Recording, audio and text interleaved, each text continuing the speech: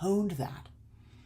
I'm Leezá Steindorf, and I work with leaders and individuals on how they show up and how they live from that place and how they're experienced and how they can operate with clarity inside that dynamic. And one of the biggest patterns I see is that people are told to follow their inner compass, which is super important, but they're never taught how to read the response that that's creating.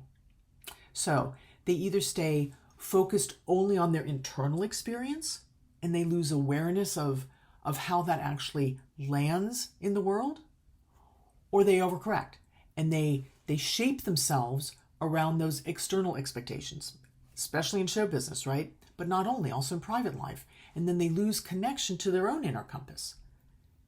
But there's a third way, there's another way. And Ryan Gosling is a super clean example of that. So let's go into how people actually describe working with him, because it's interesting.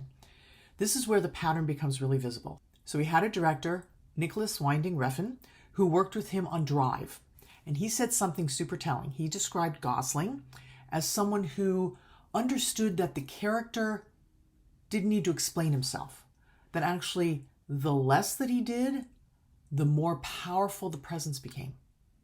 And that wasn't just a stylistic choice. That was awareness. Like, he could feel that silence was doing something.